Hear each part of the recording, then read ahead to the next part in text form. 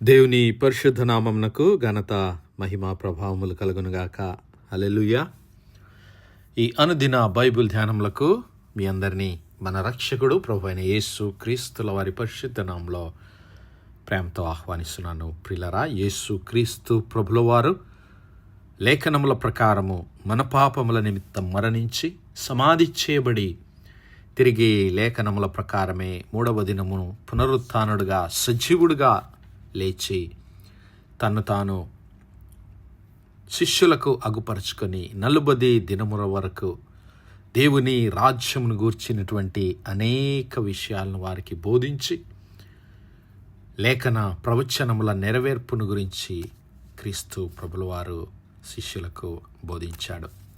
మరి దరిదాపు 11 పర్యాయములు క్రీస్తు ప్రభుల వారు ఆయన ఆరోహణము కాక మునుపు శిష్యులకు కనిపించాడు.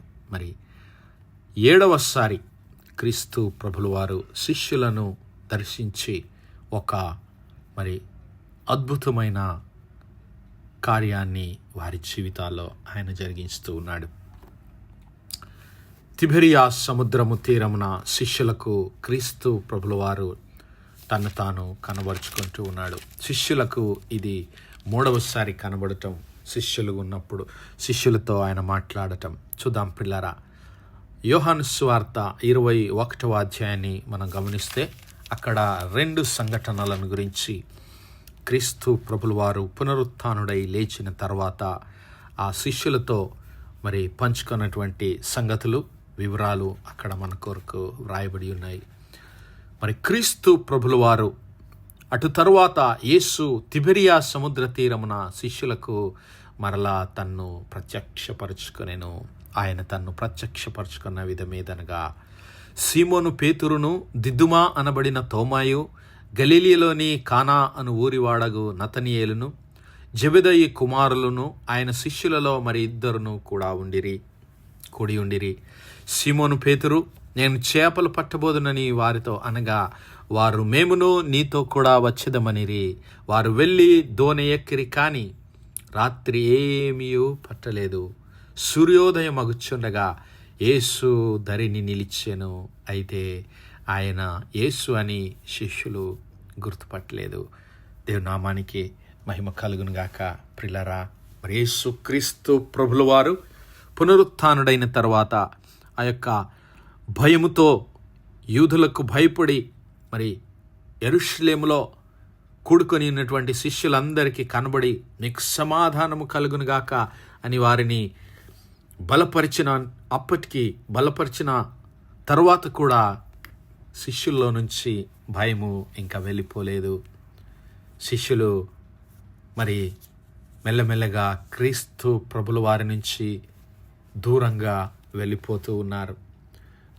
క్రీస్తు ప్రభుల వారు ఆయన శిష్యులను పిలిచి, ఇదిగో మిమ్మల్ని మనుష్యులను పట్టే జాలరులుగా చేస్తాను, నన్ను వెంబడించండి అని తను ప్రేమించి, ఆయన జీవితకాలం మట్టుకు వారిని ప్రేమించి, అంతం మట్టుకు వారిని ప్రేమించి దేవుని కొరకు ప్రతిష్టపరిచినటువంటి ఆ శిష్యులు ఈ దినము వారు దేవుని పరిచర్యను విడిచిపెట్టి ఈ లోకానుసారమైన జీవితాన్ని జీవించడానికి వారు వెళ్ళిపోతూ ఉన్నారు. అయితే వారి బలహీనతలను గమనించినటువంటి క్రీస్తు ప్రభుల వారు వారిని అలాగూ విడిచిపెట్టలేదు. వారిని తిరిగి దర్శిస్తూ ఉన్నాడు. ఇదిగో సీమోను పేతురు, నేను చేపలు పట్టబోదునని ఆ శిష్యులందరితో అన్నప్పుడు వారు కూడా మేము నీతో కూడా వచ్చేదమని వెళ్ళిపోతూ ఉన్నారు. పేతురు అంతటి వాడు క్రీస్తు ప్రభుల వారిని, అయ్యా నీవు సజీవుడవైన దేవుని కుమారుడవని దేవుని ఆత్మచేత తెలియజేయబడి క్రీస్తు ప్రభుల వారిని గుర్తించినటువంటి ఆ పేతురు గారే ఈరోజు క్రీస్తు ప్రభుల వారు వారి మధ్య లేకపోయేసరికి ఆ పరిచర్యను వదిలిపెట్టి తన చేపలు పట్టే వృత్తిని తిరిగి చేయడానికి పూనుకుంటూ ఉన్నాడు. అలాగే శిష్యులు అందరూ ఆయనను వెంబడిస్తూ ఉంటే వారి ప్రయాసమంతా వ్యర్థమైపోతూ ఉంది. నా ప్రియుడా, నా సహోదరి, నా సహోదరా, మరి దేవుని చిత్తమును కాకుండా నీవు నీ ఇష్టానుసారంగా జీవించాలనుకుంటే నీ జీవితంలో మిగిలేది వృధా ప్రయాస అని మర్చిపోవద్దు.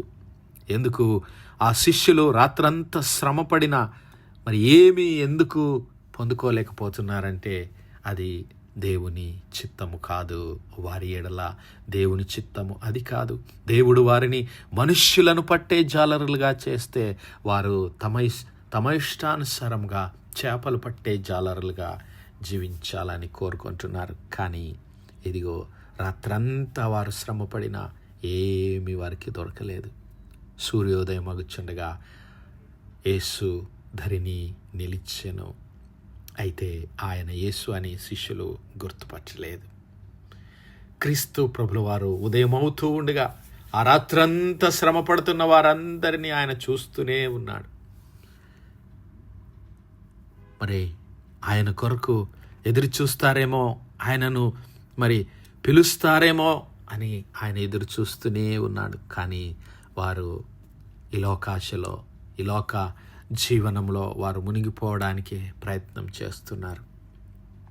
అయితే యేసు వారి యొద్దకు వచ్చి, పిల్లలారా, భోజనమునకు మీ యొద్ద ఏమైనా ఉన్నదా అని వారిని అడగగా లేదని వారు ఆయనతో చెప్పిరి.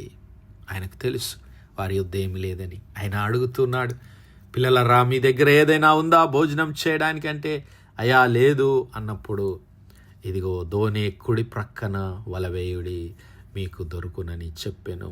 కనుక వారలాగు వేయగా చేపలు విస్తారముగా పడినందున వల లాగలేకపోయిరి. కాబట్టి యేసు ప్రేమించిన శిష్యుడు అనగా యోహాను గారు, యేసు ప్రేమించిన శిష్యుడు ఆయన ప్రభువు సుమి అని పేతురుతో చెప్పెను. ఆయన ప్రభువు అని సీమోను పేతురు విని వస్త్రహీనుడై ఉన్నందున పైబట్ట వేసి సముద్రంలో దుమికెను.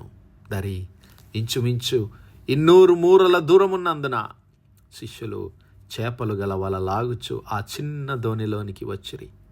వారు దరికి రాగానే అక్కడ నిప్పులను, వాటి మీద ఉంచబడిన చేపలను, రొట్టెయు కనబడెను. యేసు, మీరిప్పుడు పట్టిన చేపల్లో కొన్ని తీసుకుని రండని వారితో చెప్పగా సీమోను పేతురు దోణి ఎక్కి వలను దరికి లాగెను. అది 153 గొప్ప చేపలతో నిండి ఉండెను. చేపలు అంత విస్తారముగా పడినను వల పిగలలేదు. యేసు, రండి భోజనము చేయుడని వారితో చెప్పెను. ఆయన ప్రభు అని వారికి తెలిసినందున నీవెవరవని శిష్యులలో ఎవడునూ ఆయనను అడుగ తెగించలేదు. యేసు వచ్చి ఆ రొట్టె తీసుకొని వారికి పంచిపెట్టాను. అలాగే చేపలను కూడా పంచిపెట్టాను. యేసు మృతులలో నుండి లేచిన తర్వాత శిష్యులకు ప్రత్యక్షమైనది ఇది 3వసారి. నా సహోదరుడా, నా సహోదరి, ఆ రాత్రంతా శిష్యులు శ్రమపడి ఏమీ దొరకనందున నిరాశ నిస్పృహల్లో ఉన్నప్పుడు ఉదయకాలమున క్రీస్తు ప్రభులు వారి ప్రక్క నిలబడి ఆ యొక్క కుడివైపున వలను వేయమన్నప్పుడు శిష్యులు ఆయన మాటకు లోబడి కుడివైపున వలను వేయగా మరి వల మొత్తం గొప్ప చేపలతో నిండిపోయింది. దరిదాపు 153 గొప్ప చేపలు. మరి ఏమిటి ఈ 153 ఉన్నటువంటి ప్రత్యేకత అని కనుక మనం ఆలోచిస్తే ప్రియులారా, ఒక గొప్ప విస్తారమైన దీవెన, ఆశీర్వాదంని సూచిస్తూ ఉంది.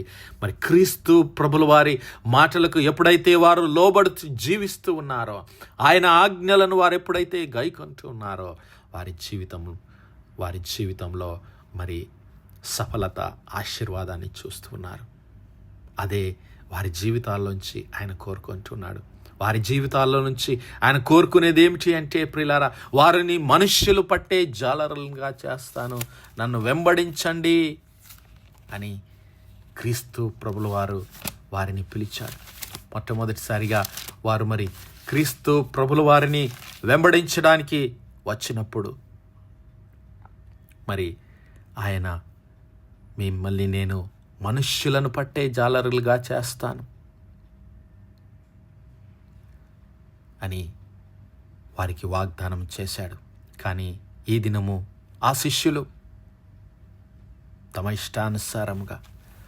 ఇష్టానుసారంగా వారు వెళుతూ ఉంటే క్రీస్తు ప్రభుల వారు వారిని తిరిగి దేవుని పరిచర్యలోనికి పిలుస్తూ ఉన్నాడు. మరి ఈరోజు నా సహోదరుడా, నా సహోదరి, నీవు కూడా అలాగే దేవుని పిలుపులో నుంచి, దేవుని పరిచర్యలో నుంచి, దేవుడు నీ కొరకు నిర్ణయించినటువంటి ఆ ప్రణాళికలో నుంచి తప్పిపోతున్నావేమో. యేసయ్య నిన్ను పిలుస్తూ ఉన్నాడు.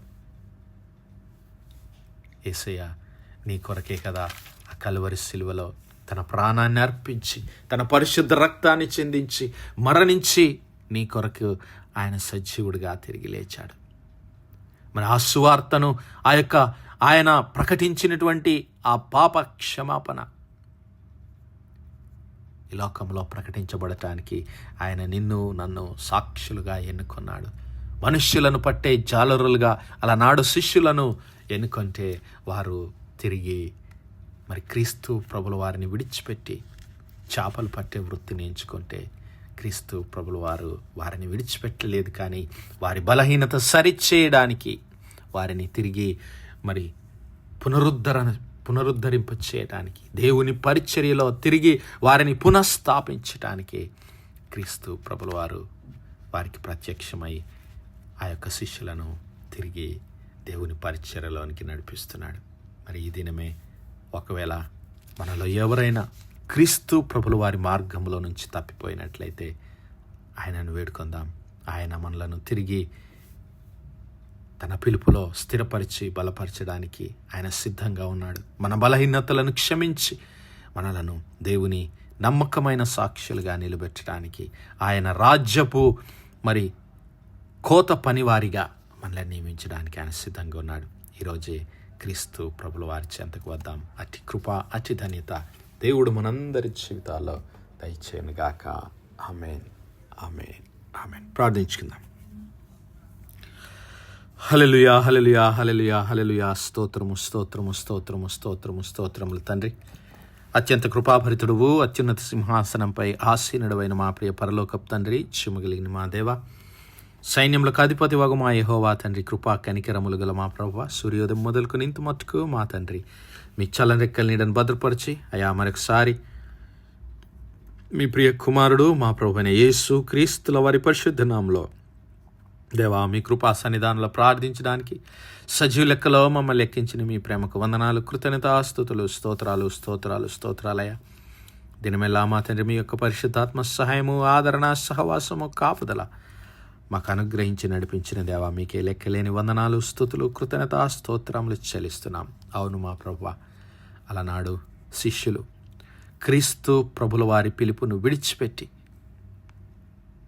ఈ లోక యాత్రలో ఈ లోకానుసారమైన జీవనాన్ని సాగించడానికి ఎన్నుకున్నప్పుడు వారి బలహీనతలను క్షమించి క్రీస్తు ప్రభుల వారు మరి వారిని తిరిగి మనుష్యులను పట్టే జాలరులుగా చేయడానికి, దేవుని రాజ్యపు పనివారుగా తిరిగి వారిని పునఃప్రతిష్ఠించిన మాదిరిగా అయా ఈ దినమే మమ్మల్ని కూడా మా బలహీనతల నుంచి విడిపించి క్షమించి ప్రభువా మీ పిలుపులో మీ చిత్తాన్ని జరిగించి మీ నమ్మకమైన సాక్షులంగా ఈ లోకంలో జీవించే కృపాభాగ్యం మాలో ప్రతి ఒక్కరికి దయచేయమని వేడుకుంటున్నాం. కనికరము గల మా ప్రభువా, ఈ వర్తమానాలు వినిచిన మా ప్రియ బిడ్డలందరినీ మీ కృపలో జ్ఞాపకం చేసుకొని అయా మీ చిత్తంలో మీ పిలుపులో బిడ్డలను తిరిగి పునఃప్రతిష్ఠింపజేయమని మహిమా ఘనతా ప్రభావాలు మీ నామానికే చెల్లిస్తూ మా ప్రభును మీ ప్రియ కుమారుడు మా రక్షకుడునైనా యేసు క్రీస్తుల వారి పరిశుద్ధ నామమును ప్రార్థించి వేడుకుంటున్నాం మా పరలోకపు తండ్రి. Amen, amen, amen. God bless you all. Praise the Lord. Shalom.